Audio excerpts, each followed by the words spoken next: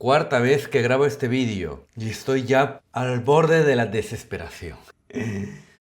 Buenos días, buenas tardes, buenas noches, queridos Hans Brothers. Si has abierto este vídeo es porque ya te ha saltado mínimo un titular histérico. El Papa vende la fe católica en Turquía. Roma renuncia al filioque. Nuevo pacto oscuro con los ortodoxos.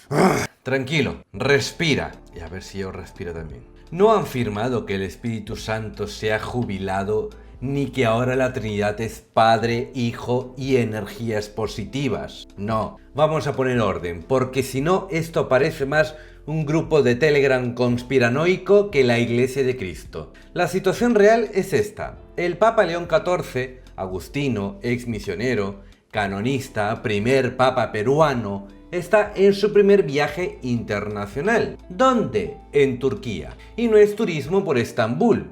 El trasfondo son los 1700 años del Concilio de Nicea. El concilio donde se definió solemnemente que Jesús es Dios verdadero de Dios verdadero, consustancial al Padre.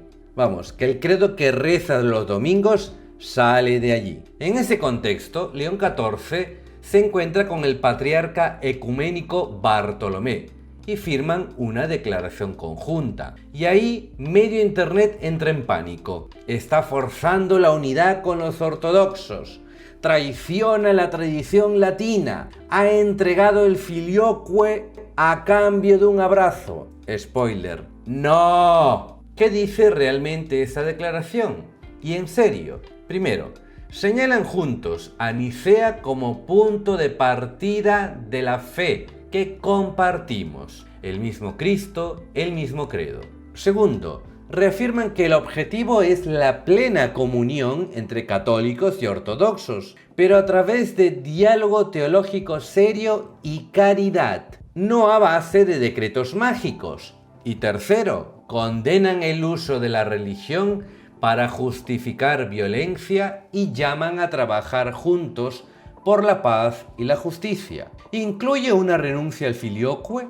No. ¿Dice que a partir de mañana Roma deja de creer que el Espíritu procede del Padre y del Hijo? No. ¿Se ha firmado en una sacristía secreta la fusión Iglesia Católica Cinematic Universe y Iglesia Ortodoxa Stendhal? Tampoco. Entonces, ¿por qué tanto ruido? Me lo pregunto yo también. Porque vivimos en una época en la que muchos prefieren leer capturas e hilos indignados antes de hacer algo tan anticlimático como ir al documento original, leerlo y pensar, con lo fácil que sería. Y porque hay gente dentro y fuera de la iglesia que solo está cómoda cuando hay guerra cultural. Si Roma se mueve 1 milímetro hacia alguien, ya es traición. Si habla con ortodoxos, ya es ecumenismo progre. Si firma una declaración conjunta, ya ha vendido la verdad. En este vídeo no vamos a jugar a eso. Si de verdad quieres saber qué está pasando, no basta con gritar herejía cada vez que se vea al Papa con alguien que no se llama Pío, no vive en 1950 ni viste como tú quieres. Vamos a hacer otra cosa bastante más exigente. Primero, ¿cómo se rompió la unidad entre católicos y ortodoxos? No con una sola bronca, sino con siglos de tensiones políticas, culturales y teológicas. Después, repasar qué tenemos en común hoy, que es muchísimo más de los que muchos imaginan. Luego, entrar de frente en qué nos sigue separando de verdad. El tema del primado del Papa, el famoso filioque y las heridas históricas que no se curan con un tuit. Y finalmente preguntarnos qué haría falta para volver a la plena unidad y por qué, si un día eso llega, no será motivo de miedo, sino de ponerse a llorar de alegría. Y es que el ecumenismo no es una estrategia política del Vaticano para quedar bien en las fotos, ni un modo diálogo para recibir aplausos de la ONU. El ecumenismo, entendido en serio, es intentar obedecer a Cristo cuando reza, que todos sean uno. Y eso no se fabrica en un despacho ni se firma una tarde en Estambul. Se prepara con historia, con teología, con conversiones concretas y sobre todo con mucha humildad de todos. Así que antes de compartir el enésimo vídeo alarmista sobre lo que ha hecho el Papa en Turquía, te propongo otra cosa. Quédate, escucha la historia completa, mira qué está en juego y luego ya decides si lo que ha pasado es el fin del catolicismo o una oportunidad brutal para entender mejor qué significa que la Iglesia sea una. Así es que vamos para allá. Ay, me voy a poner a llorar de esto, de verdad. ¿Cuántas veces estoy intentando hacer este vídeo? Desde luego. Primero, para entender el cisma entre católicos y ortodoxos, no te imagines una pelea de Twitter en el 1054. Es más bien un matrimonio que empieza enamoradísimo y poco a poco se va llenando de roces, silencios raros y cuñados metiendo cizaña en Navidad.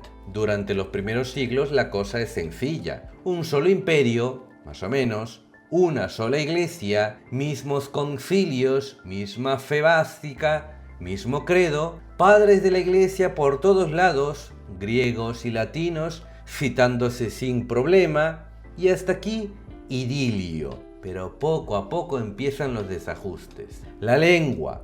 En Occidente se impone el latín. En Oriente, el griego. Y no es solo idioma, es mentalidad. Occidente tiende a pensar más en términos jurídicos sistemáticos.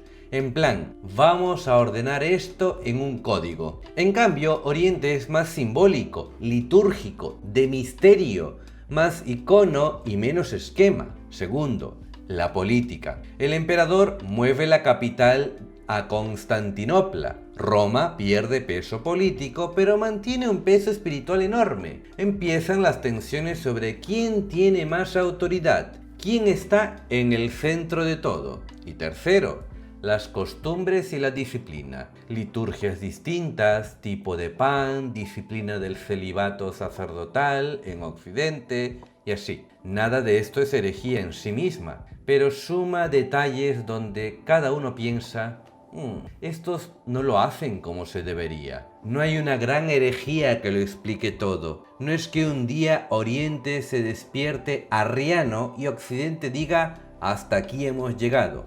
No, es un desgaste largo. Malentendidos, orgullos, política, lenguas distintas. Como cuando en un grupo de amigos uno se muda, otro cambia de círculo, nadie habla claro y a los 10 años ya no sabéis ni por qué dejasteis de hablaros. Ahora, llegamos al famoso año 1054, la fecha de manual del Cisma de Oriente. ¿Qué pasó allí? El Papa envía unos legados a Constantinopla para intentar arreglar conflictos serios. Por su parte, el patriarca Miguel Cerulario está quemado con varias cosas de Occidente. La tensión sube, nadie quiere ceder y al final los legados romanos depositan una excomunión sobre el altar de Santa Sofía. El patriarca responde con otra excomunión de vuelta. En ese momento nadie se levanta pensando: hoy fundamos dos iglesias nuevas, una católica y otra ortodoxa. Cisma oficial, gracias por venir. No, ellos viven aquello como un conflicto gravísimo, sí, pero la separación no se consume en un día. Lo del 1054 es más bien el portazo sonoro que luego, con los años, se convierte en aquel día en el que todo se rompió. Ahora, si se hubiera parado la cosa aquí, quizá hoy estaríamos juntos. Pero no, después del 1054 vienen los golpes que dejan cicatriz. Por ejemplo, la Cuarta Cruzada y el saqueo de Constantinopla del 1204. Uno de los capítulos más vergonzosos de la historia fue cuando los cruzados, que en teoría iban camino de Tierra Santa, terminan asaltando y saqueando Constantinopla, una ciudad cristiana con iglesias, monasterios, reliquias.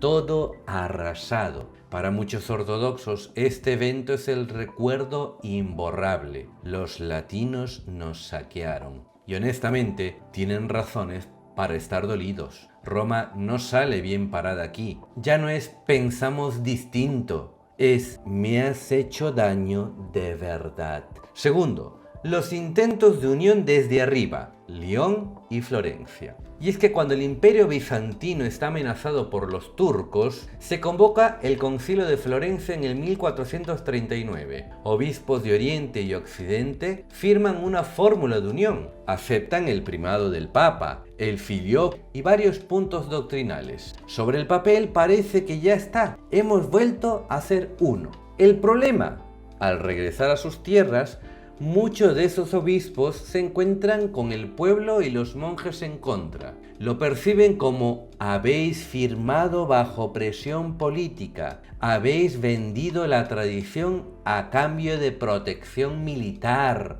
Esto no es unidad en la verdad, es un pacto de supervivencia. El resultado, lo que debería de ser una unión se convierte en más desconfianza. Desde entonces muchos ortodoxos miran cualquier gesto de Roma con la sospecha de ¿otra vez quieren imponerse con acuerdos de despacho? Es más, los nacionalismos, las autocefalias y las guerras de influencia. Me explico. En la edad moderna y contemporánea todo se complica. Las iglesias ortodoxas se ligan a las nuevas naciones: Grecia, Rusia, Serbia, Rumanía. Cada estado quiere su iglesia propia, autocéfala. Roma, por su parte, mantiene una estructura más centralizada. Y en las zonas mixtas, los Balcanes, Ucrania y así, hay tensiones entre católicos y ortodoxos, acusaciones de proselitismo,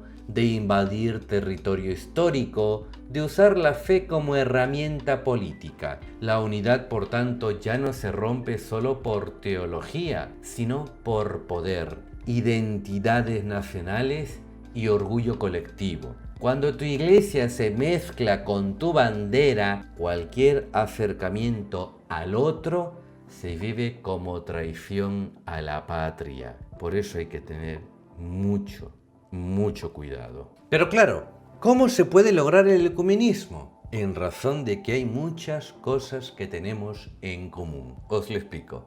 Primero vamos a desmontar un mito de ciertos círculos católicos que hablan de los ortodoxos como si fueran protestantes exóticos con barba, incienso e iconos. Pero no, la Iglesia Católica reconoce oficialmente que con las iglesias ortodoxas tenemos una comunión tan profunda que apenas falta nada para poder celebrar juntos la misma Eucaristía. No están en el mismo saco que cualquier comunidad cristiana separada. Aquí la cosa es seria. Si un católico entra en una liturgia ortodoxa y ve al obispo, al presbítero, el altar, la Eucaristía, no está viendo teatro bonito, está viendo algo que la Iglesia Católica reconoce como sacramento válido.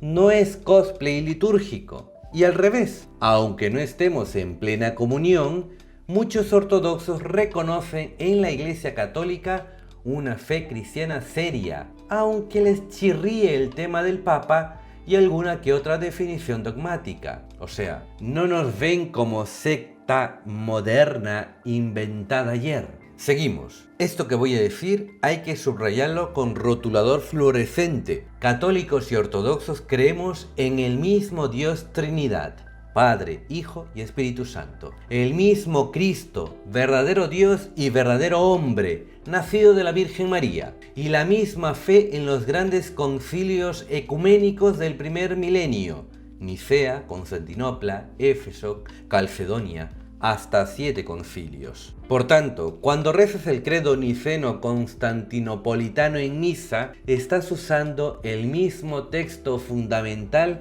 que sostiene también la fe ortodoxa. Luego sí, nosotros añadimos el famoso y del Hijo en la parte del Espíritu Santo y ahí se lía, pero la base común es enorme. Comparado con el panorama cristiano actual, es como descubrir que en un universo lleno de spin-off y versiones alternativas, católicos y ortodoxos seguimos atados a la trama principal. Contamos la misma historia central, aunque narremos algunos capítulos de forma distinta. Tercero, otro punto enorme son los sacramentos. La Iglesia Católica reconoce que en las iglesias ortodoxas hay verdadera Eucaristía, Cristo presente de verdad, no un mero símbolo. Verdadero sacerdocio, obispos y presbíteros ordenados en sucesión apostólica. Verdadero sacramento del matrimonio, de la penitencia, de la unción. O sea, los 7 sacramentos. Hasta el punto de que en circunstancias concretas la Iglesia permite que un católico pueda recibir algunos sacramentos de un ministro ortodoxo y viceversa, cuando no hay acceso a un sacerdote católico y se den las condiciones. Eso no se hace con cualquiera. Por eso, cuando alguien suelta, con los ortodoxos no tenemos nada que ver, no está siendo más católico que el Papa, está ignorando lo que enseña la Iglesia con una ignorancia nivel Dios. Además de lo dogmático, hay un aire de familia espiritual innegable. María. Los ortodoxos veneran a la Virgen como Teotocos, Madre de Dios. Iconos, himnos, fiestas marianas. En una buena iglesia ortodoxa, la presencia de María es tan fuerte como en una buena iglesia católica. Segundo, los santos y las reliquias. Ellos veneran santos, piden su intercesión, guardan reliquias, hacen procesiones. Nada que ver con la caricatura de solo Cristo sin mediaciones. No estamos así. Es más, la liturgia es solemne, cuidada, llena de símbolos. Para un católico acostumbrado a la parroquia random, entrar en una liturgia ortodoxa puede ser incluso un choque de esto es más serio de lo que veo en mi barrio, y con razón. Y finalmente, ayuno, ascesis, vida monástica. ¿Por qué? Porque allí hay monasterios fuertes, padres espirituales, ayunos serios. La vida cristiana se vive como camino real de conversión, no solo como un soy buena persona y ya está. No. En un mundo donde muchos han rebajado la fe a versión light, católicos y ortodoxos, seguimos compartiendo la intuición de que el cristianismo es algo objetivo, sacramental, comunitario y no simplemente mi experiencia personal con Dios. Pues no. Otro detalle olvidado. El tesoro común de los padres de la Iglesia. San Atanasio, Basilio, Gregorio Nacianceno, Juan Crisóstomo, Máximo el Confesor no son autores ortodoxos frente a autores católicos. No, son parte del ADN de ambos. Muchos de los grandes textos patrísticos que puede citar en una homilía, un ortodoxo los escucha como de casa. Nosotros además nos hemos alimentado mucho de su espiritualidad. Oración de Jesús, divinización, importancia del corazón, etc. Y al revés, en una reflexión más sistemática, muchos ortodoxos han dialogado, a veces discretamente, con Santo Tomás de Aquino y otros latinos. Es como entrar en la biblioteca del vecino y descubrir que la mitad de los libros son los mismos que tienes tú, solo que ordenados de otra manera. Pero claro, llegados a este punto podríamos hacernos la pregunta, entonces, ¿por qué no estamos ya unidos? Dogmáticamente compartimos muchísimo, sacramentalmente reconocemos en el otro una realidad muy seria, espiritualmente respiramos un aire de familia, entonces, ¿por qué seguimos separados? Porque el problema ya no es solo qué creemos, sino cómo entendemos la autoridad, cómo se ejerce el primado, cómo leemos 1000 años de historia con heridas y orgullos acumulados. Eso es justo lo que veremos ahora, a continuación. ¿Qué nos divide hoy de verdad? ¿Y por qué no se arregla todo con una firma en Estambul? Pero antes quédate con esta idea. Cuando el Papa se reúne con un patriarca ortodoxo, no está jugando a experimento interreligioso con otra religión exótica. Se está encontrando con alguien que confiesa al mismo Cristo, celebra sacramentos verdaderos y conserva una parte enorme de la misma tradición que tú dices defender. Si eso te da más miedo que ilusión, igual el problema no es el ecumenismo, sino tu corazón. Bien, entramos a la parte más incómoda. Si en lo gordo creemos lo mismo y reconocemos los sacramentos reales, la pregunta lógica es, entonces, ¿qué demonios nos separa todavía? No son 100 cosas, son pocas, pero muy profundas. Casi todo gira en torno a dos ejes: cómo se ejerce la autoridad en la Iglesia y cómo hemos gestionado 1000 años de historia con orgullo por los dos lados. Primero, el primado del Papa. Vamos al tema que da más urticaria. Para los católicos, el obispo de Roma no es solo el primero de la lista, sino que tiene un primado real sobre toda la Iglesia. No es un primado decorativo de presidente honorífico, sino un ministerio de unidad con verdadera autoridad. Puede tomar decisiones vinculantes para toda la Iglesia, confirmar a los hermanos en la fe, intervenir en conflictos graves y así. Esto se ha ido afirmando sobre todo desde la Edad Media y quedó definido en el Vaticano I. El Vaticano II matiza el estilo, hablando de colegialidad, pero el núcleo permanece. No es un moderador simpático, es pastor universal. ¿Y cómo miran esto los ortodoxos? Aceptan sin problema que Roma en el primer milenio tenía un primado de honor. Era la primera sede, recursos en conflictos, una autoridad especial. Pero no aceptan en cambio el desarrollo posterior donde Roma aparece como centro jurídico que puede meterse en todo. Lo ven como deformación de la sinodalidad antigua. Y es que en su esquema el obispo de Roma sería el primus inter pares, el primero entre iguales, no por encima de todos como jefe. Por tanto, en la visión católica el Papa lleva el brazalete de capitán y el reglamento le reconoce poderes concretos sobre todo el equipo. En la visión ortodoxa, Roma sería más bien el jugador veterano y respetado, con voz fuerte en el vestuario, pero sin poder para decidir por todos por encima de la asamblea. Y aquí es donde se cruzan dos miedos.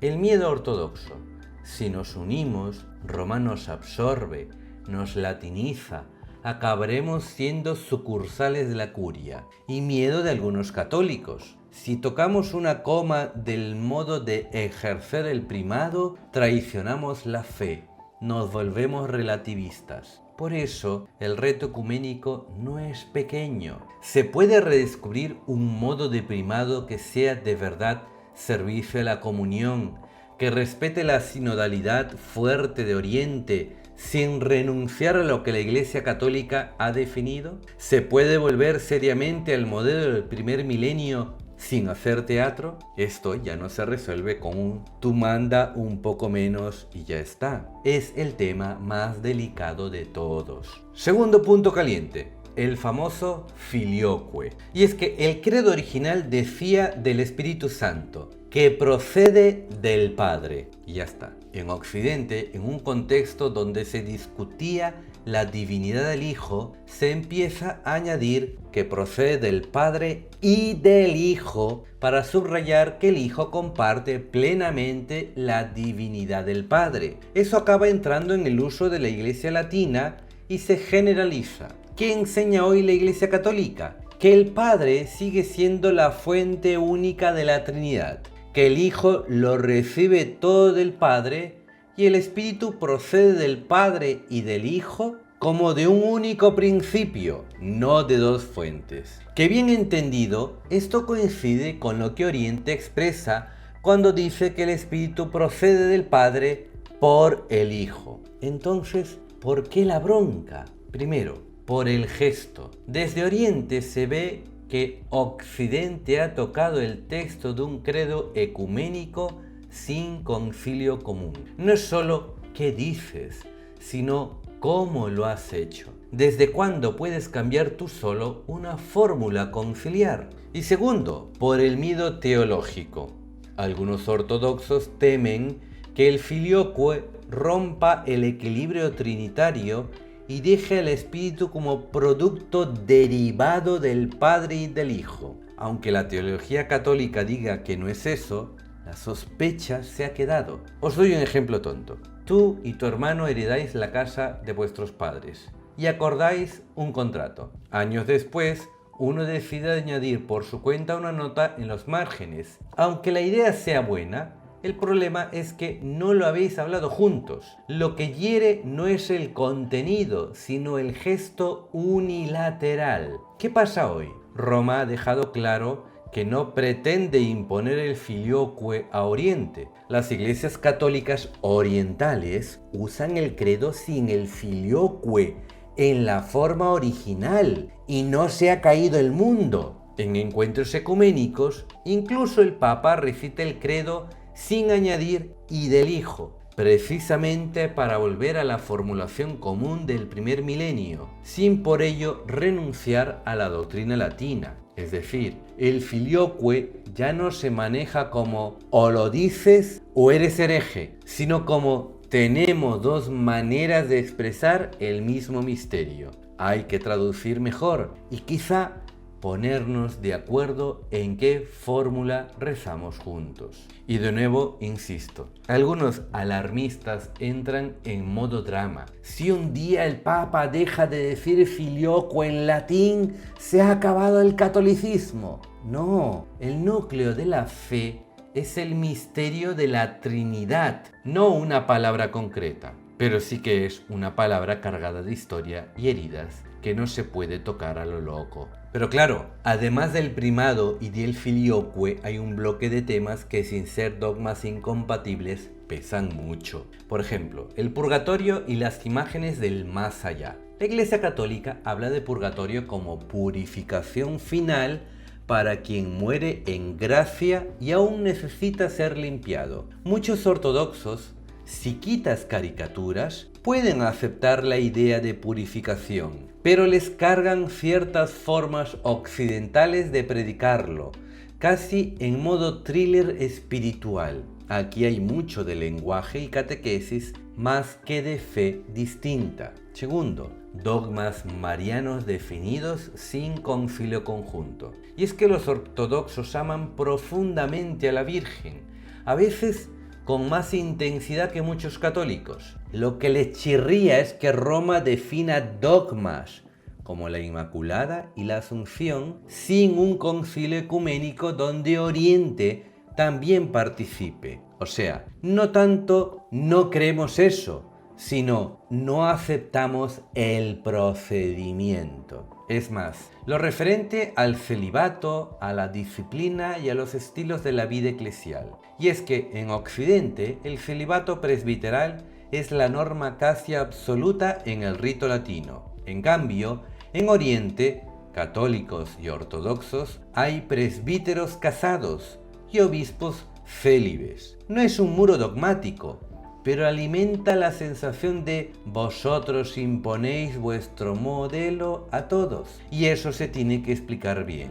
Es más, está el hecho de las iglesias orientales católicas, llamadas uniatas. Son iglesias de rito oriental que están en comunión con Roma. Para muchos ortodoxos su historia está pegada a estrategias de unión percibidas como presión o proselitismo. Roma se ha metido en nuestra casa y se ha llevado a algunos. Hoy la Iglesia Católica reconoce que ciertos métodos del pasado no ayudaron y deja claro que el objetivo del ecumenismo no es repetir ese modelo de absorción. Y finalmente, el problema que yo le veo un poco más ácido: la política, el nacionalismo y las identidades cruzadas. Y es que en muchas zonas ser ortodoxo no es solo fe, es identidad nacional. Acercarse a Roma puede vivirse como traición a la patria y al revés. En ambientes católicos muy politizados, cualquier gesto hacia Oriente se interpreta como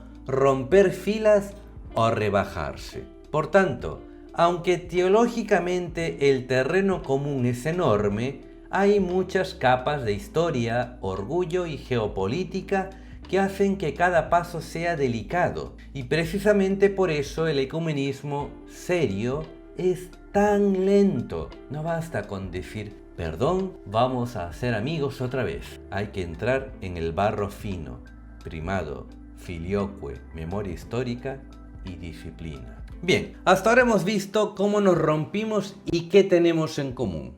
falta una pregunta clave. ¿Cuándo dejamos de tirarnos piedras y empezamos a tomarnos en serio la unidad? No es que un papa se levantara una mañana diciendo hoy me apetece ser ecuménico. El giro viene sobre todo con el siglo XX, que nos pegó una bofetada con toda la mano abierta. El panorama era este: 2 guerras mundiales, ideologías totalitarias, campos de concentración, cristianos matándose entre sí, Europa perdiendo la fe a toda velocidad y católicos y ortodoxos todavía arrastrando rencores de 1204. En ese contexto empieza a cuajar una idea incómoda. Nuestra división no es solo una pena histórica, es un escándalo vivo que debilita el Evangelio. Y ahí entra Juan 23 con el Concilio Vaticano II y cambia el chip. La Iglesia no renuncia a su doctrina sobre sí misma, pero reconoce que la división contradice la voluntad de Cristo y es obstáculo para la fe. El decreto Unitatis Reintegratio dice que la división daña la santa causa de predicar el Evangelio a toda criatura, con lo cual el ecumenismo deja de ser que los demás vuelvan, firmen y se callen, y pasa a ser: tenemos una herida compartida que requiere conversión también de nuestra parte. No es táctica simpática, es examen de conciencia y verdaderamente sincero. Pero claro, una cosa es escribir documentos y otra cosa es mover el cuerpo. Ahí es donde entran gestos importantes de los papas. Por ejemplo, Pablo VI viaja a Tierra Santa en 1964, el primer papa que lo hace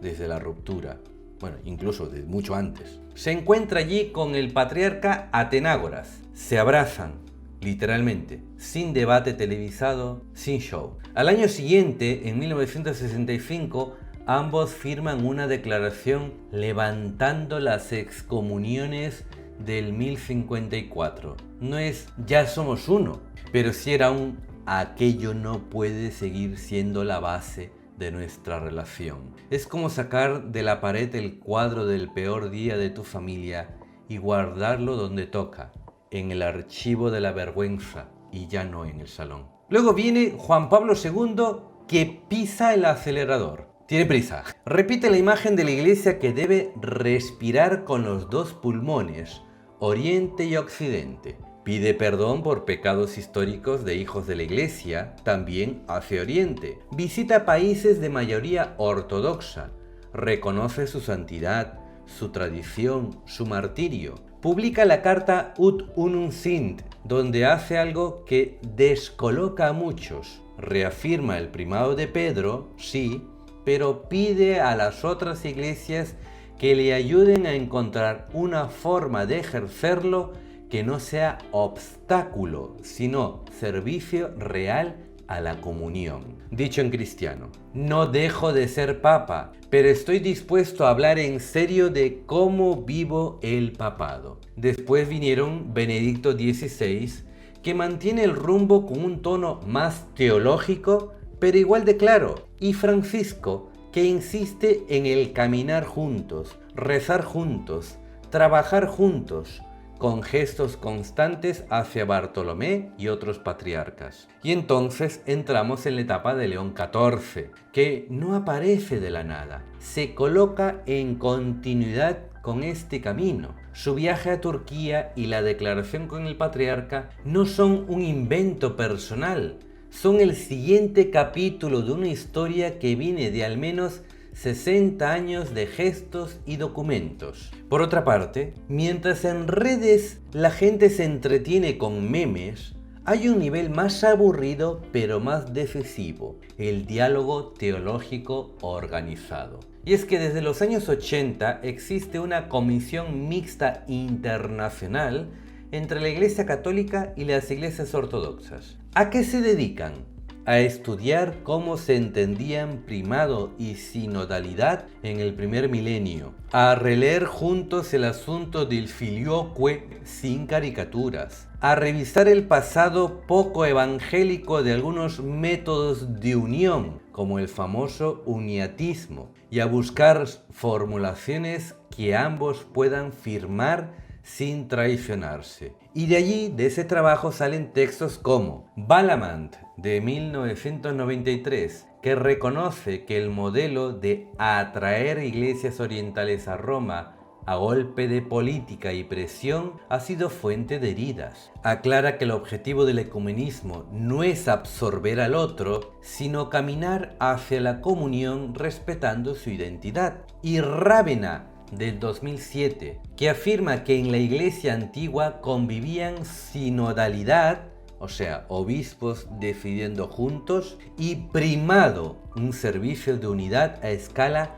más amplia. Ni puro cada uno a lo suyo, ni centralismo absoluto. Nada de esto es infalible, ni definitivo, pero marca una dirección. El ecumenismo serio no son 4 fotos, es estudio, escucha, matices, reconocer dónde hemos sido injustos, y con ese trasfondo llegamos por fin a lo que interesa, Estambul. Y es que lo básico que hace la declaración de León XIV con el patriarca es apuntar a Nicea como fundamento común, mismo Cristo, mismo credo. Reafirmar el objetivo de la plena comunión, no llevarse bien, sino poder un día compartir la misma Eucaristía. Reconocer obstáculos reales, diferencias teológicas y heridas históricas que requieren diálogo serio, no prisas ni atajos. Y vincular unidad y misión, que implica el rechazo de la violencia en nombre de la fe, el compromiso común por la paz,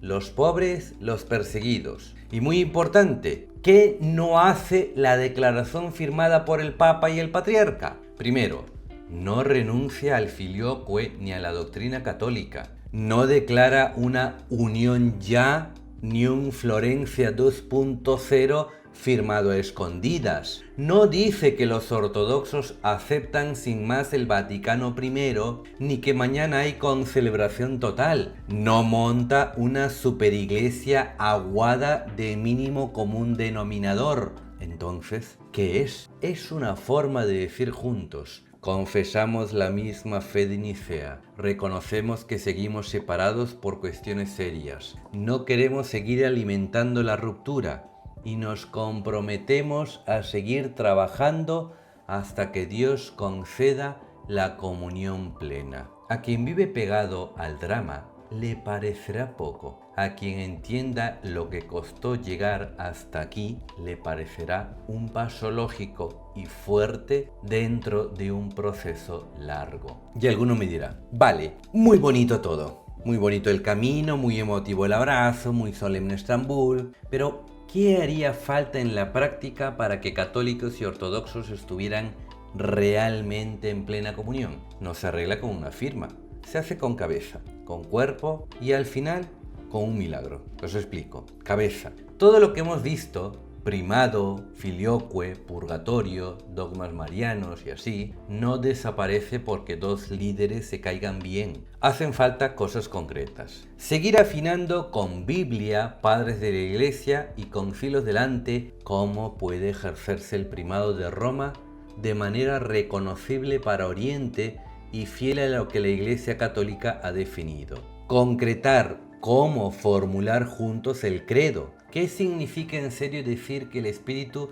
procede del Padre y del Hijo? Y cómo integrar la tradición griega por el Hijo sin que nadie sienta que le borran la identidad. Y hace falta purificar formas de predicar sobre ciertos temas. Por ejemplo, el purgatorio, para separar lo que es dogma de lo que son imágenes medio tóxicas. Esto no lo harán youtubers ni padrecitos en Twitter, lo harán teólogos, obispos y patriarcas, pero conviene que el pueblo sepa que ese trabajo existe y es imprescindible. Segundo, manos. Aunque mañana hubiese un texto doctrinal conjunto perfecto, si la gente en parroquias y monasterios no lo puede digerir, la unidad se quedaría en el papel. En el mundo ortodoxo, muchos fieles tienen la imagen de Roma como amenaza histórica. En el mundo católico, abundan caricaturas de los ortodoxos como católicos que se quedaron a mitad. Para que una unión sea real, hará falta formación nueva en seminarios y facultades, donde se presente al otro con justicia, encuentros reales de jóvenes, sacerdotes y comunidades católicas y ortodoxas, no solo actos oficiales con cámaras, obispos y curas que no saboteen por abajo lo que por arriba se intenta construir. Y lo digo en serio, que no saboteen esta obra del Espíritu. Florencia ya nos enseñó qué pasa cuando se firma algo en la cúpula que la base no puede o no quiere asumir, que todo estalla por los aires. Tercero, hace falta una memoria curada. Decir, te hice daño sin teatrillo. Porque aquí no basta con decir, si alguien se ha sentido ofendido. No, hay que poner nombre a las cosas concretas y por los dos lados. El mundo católico tendrá que seguir reconociendo capítulos oscuros.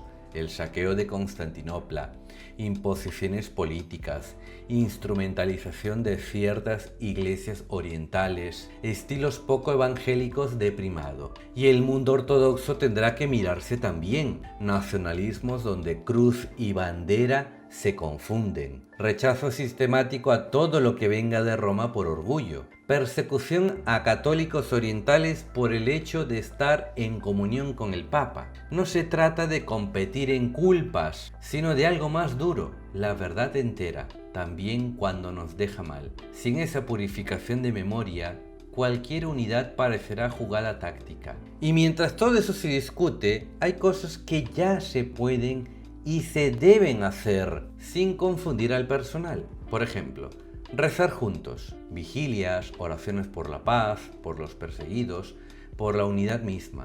Mostrar al mundo que no somos enemigos. Trabajar juntos, caridad, defensa de la vida, de la familia, de la dignidad humana, de la libertad religiosa, especialmente donde conviven católicos y ortodoxos. Aplicar bien lo que ya permite la Iglesia, esa intercomunión limitada en casos de necesidad.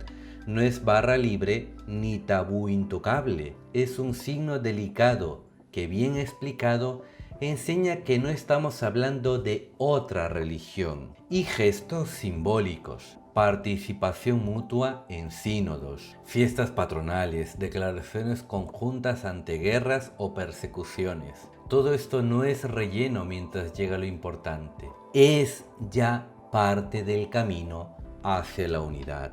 Y al final, ya que he mencionado toda la parte humana, queda reconocer lo que es obvio. La plena unidad será siempre un don de Dios. Ni un papa solo, ni un sínodo ortodoxo, ni una comisión de expertos. La unidad nace de la oración de Cristo, que todos sean uno, y del Espíritu que convierte corazones. Nosotros podemos estorbar o facilitar. Producirla no. Eso significa asumir dos cosas. Puede que tú y yo no veamos la unidad plena, pero si dejamos de trabajar por ella por miedo, comodidad o ideología, ahí sí estamos fallando a Cristo. Y para terminar, hemos hablado de historia, teología, papas, patriarcas, Estambul, comisiones. Y alguno podría decir, vale, y yo que soy un chaval de 18 años que ve este vídeo en su habitación, y la señora de parroquia que reza el rosario todas las tardes, ¿qué pintan aquí?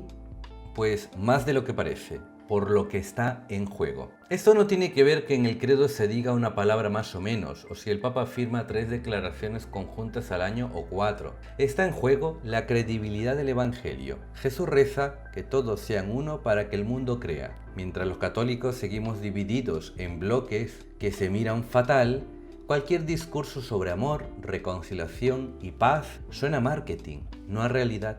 Está en juego la respiración de la Iglesia, o sea, una comunión real entre católicos y ortodoxos haría que la Iglesia respirase de verdad con dos pulmones, tradición oriental y occidental, sumándose, no compitiendo. Y finalmente, la imagen de Dios. Dios es comunión de personas, no soledad omnipotente. Una iglesia en guerra civil permanente deforma su rostro. Una iglesia que se deja reconciliar predica mejor a la Trinidad que 1000 conferencias. Si un día llega la unidad, no será solo noticia eclesial, será un signo fuerte ante un mundo que vive convencido de que las rupturas son irreparables. Pero claro, en la iglesia ahora mismo conviven dos guiones muy potentes. El apocalíptico: todo gesto ecuménico es traición. Todo encuentro con ortodoxos es infiltración. Todo documento conjunto es claudicación. Resultado: espiritualidad de búnker. Solo son fieles los que sospechan de todo. Y por otra parte está el guión edulcorado.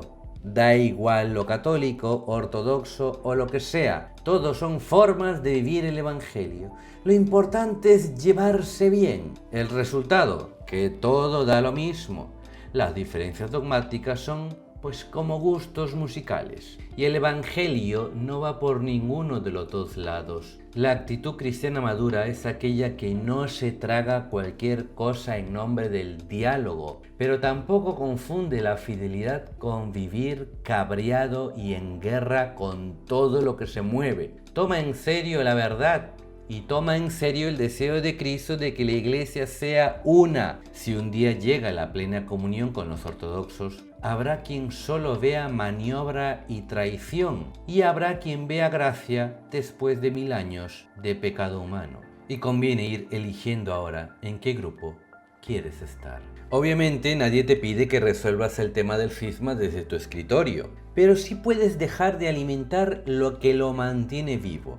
Por ejemplo, dejar de ser altavoz del alarmismo barato. Antes de reenviar el enésimo vídeo de "el Papa ha vendido la fe en Turquía", haz lo mínimo decente. Mira el documento, escucha la historia, pregúntate si ayudas a la verdad o solo a la adrenalina de la bronca. Luego, mira a los ortodoxos como hermanos, no como enemigos decorativos. Reza por ellos. Si un día entras en una iglesia ortodoxa, no vayas de inspector de herejías, sino de cristiano que reconoce sacramentos y santidad real. Pide la unidad como algo serio en tu oración, no como coletilla y por la unidad de los cristianos, amén, sino sabiendo que ahí se juega la credibilidad del evangelio. Igual que rezas por enfermos o perseguidos, mete en tu trato con Dios el deseo de Cristo, que todos sean uno. Y finalmente, empieza por casa. Queda ridículo llorar por el cisma de Oriente mientras desprecias al del otro grupo de tu parroquia, al que reza distinto, al que vota diferente. La unidad empieza en lo pequeño: comunidad, familia, comunidad cristiana concreta. Si algún día Dios concede que católicos y ortodoxos vuelvan a estar en plena comunión, lo razonable es que te pille no en el búnker del cinismo, sino de rodillas, agradecido, con la conciencia clara de que Él ha sido mucho más paciente con nosotros de lo que nos merecíamos. Y mientras ese día llega, aunque nosotros no lo veamos, lo que sí depende de ti es esto: no añadir más ruido al ruido y vivir como quien ha entendido que la unidad de la Iglesia no es capricho de un papa ni moda teológica, sino una petición directa de Cristo en la noche en que se entregó por ti.